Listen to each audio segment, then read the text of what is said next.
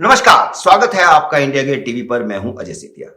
मित्रों, जम्मू कश्मीर के विभाजन और केंद्र शासित राज्य बनाए जाने के बाद अब मोदी सरकार ने विधानसभा क्षेत्रों के परिसीमन की प्रक्रिया शुरू करके फारूक अब्दुल्ला परिवार और मुफ्ती परिवार के जले पर नमक छिड़क दिया है। हालांकि जम्मू कश्मीर की सीटें 83 से बढ़ाकर 90 करने का प्रस्ताव उस बिल में ही था जो विभाजन के समय संसद में पास हुआ था। सरकार ने अपना इरादा तभी साफ कर दिया था कि हिंदू बहुल जम्मू में 6 सीटें बढ़कर 43 होंगी और कश्मीरी पंडितों के पलायन के बाद मुस्लिम बहुल कश्मीर घाटी क्षेत्र में सिर्फ 1 सीट बढ़ाई जाएगी और वह 46 से 47 होगी। यह उस बिल में ही था जो विभाजन का बिल संसद से पास हुआ है।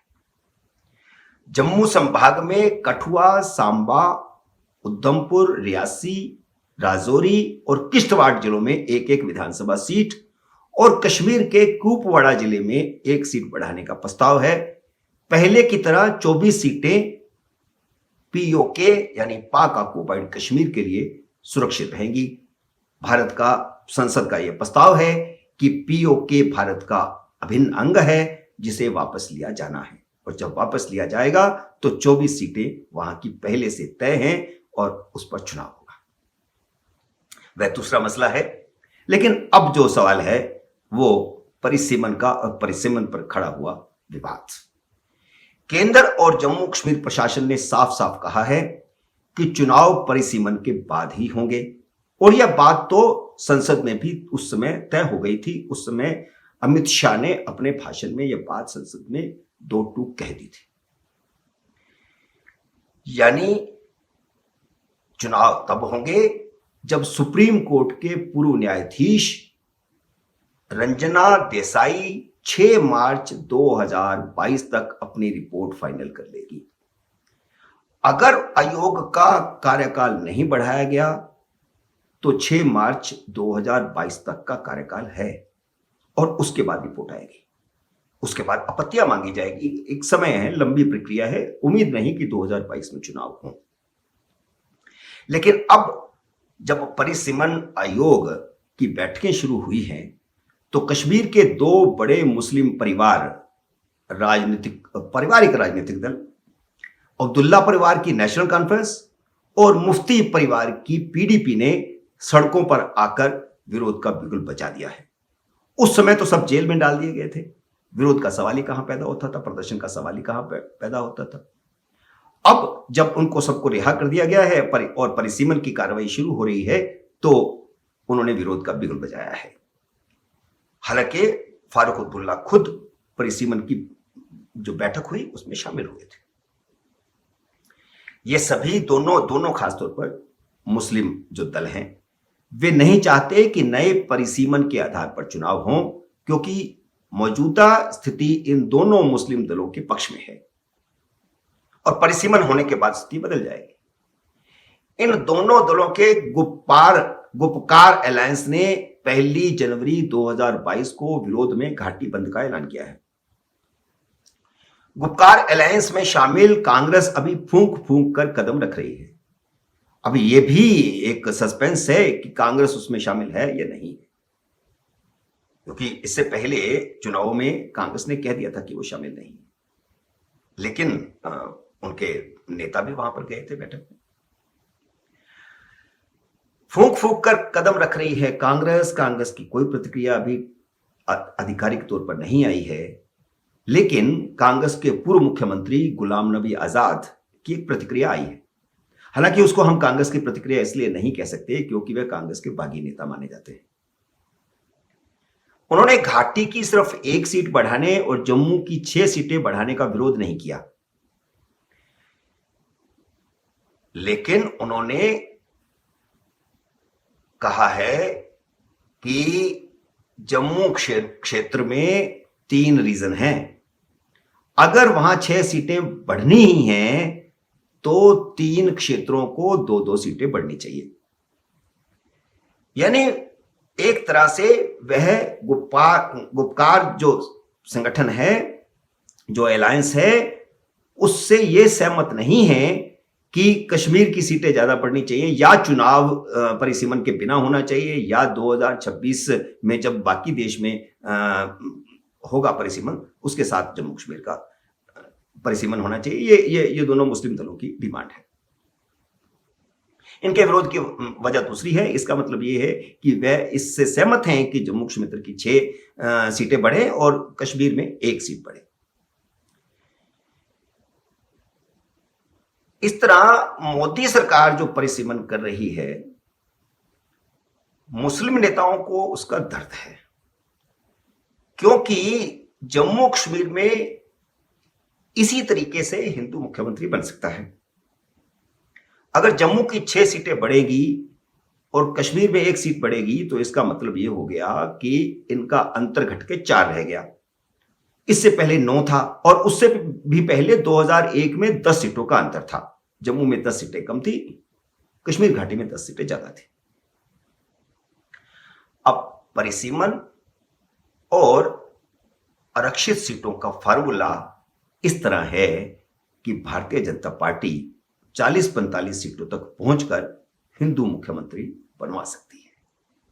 यह है सबसे बड़ी इस परिसीमन की अंदर की बात। भाजपा ने अपने चुनावी घोषणा पत्र में अनुसूचित जनजाति को आरक्षण देने की बात कही थी। जम्मू कश्मीर में इनकी आबादी 11.9% है। इनके लिए परिसीमन आयोग ने 9 सीटों का प्रस्ताव दिया है। अब इसका भी फायदा बीजेपी को होगा।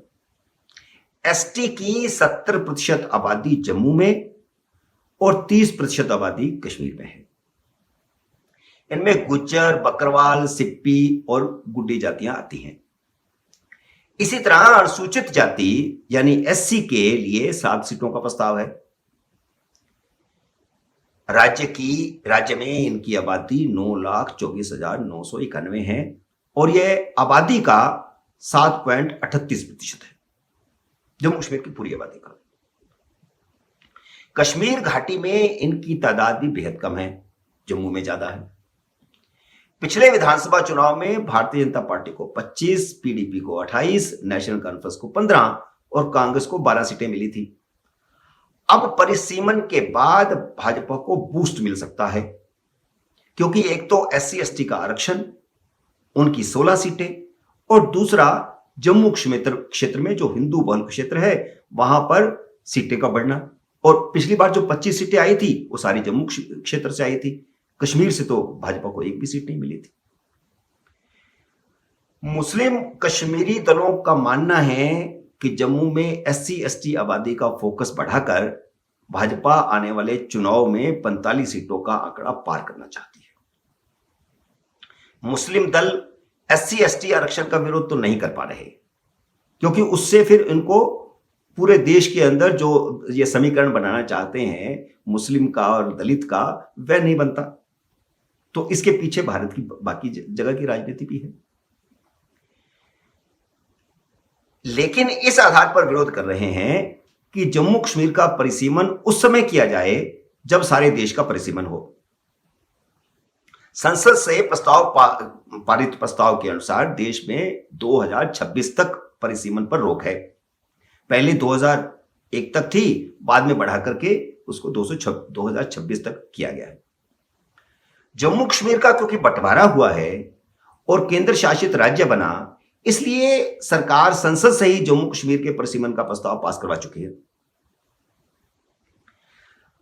अब भारत के बाकी राजनीतिक दल भी जम्मू कश्मीर में परिसीमन का विरोध कर रहे हैं, लेकिन दबी जबान से, क्योंकि उनको जम्मू कश्मीर में भाजपा का विरोध करना है। इसलिए उनकी ये रणनीति ये है कि परिसीमन का विरोध किया जाए।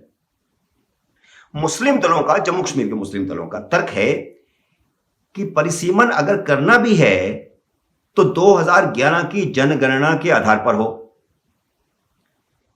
2011 की जनगणना के मुताबिक कश्मीर में 68,88,475 जनसंख्या है। यह राज्य की करीब 54.93% आबादी है, यानी 40% उधर रह गया या 45% उधर रह गया और इधर 55 के करीब। और इस कश्मीर में 54.53% आबादी के पास 46 सीटें हैं विधानसभा की इस समय, जो कि विधानसभा में प्रतिनिधित्व के हिसाब से 52.87% बैठती है। बहुमत कश्मीर का बनता है और हमेशा से बनता आ रहा है। इसी तरह जम्मू में 53,78,538 लोग रहते हैं। इनके पास विधानसभा की 37 सीटें हैं, जो अब बढ़कर 43 होनी है 6 बढ़ने के बाद। वहां प्रतिनिधित्व जो है वो 42.52% है। 52 और 42, बाकी चला गया उधर लद्दाख में।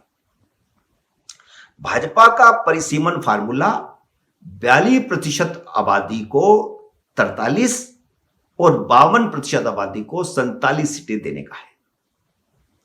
भाजपा का तर्क यह है कि सिर्फ आबादी नहीं, क्षेत्रफल भी देखा जाना चाहिए।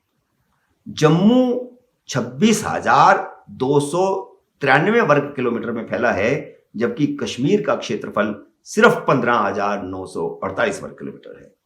और यह परसीमन की जंग आने वाले दिनों में जम्मू कश्मीर में क्या रूप लेने वाली है, इसका हमें इंतजार रहेगा। और आप इंतजार कीजिए हमारे नए वीडियो का, नए मुद्दे पर। नया वीडियो आने तक करिए इंतजार। तब तक नमस्कार।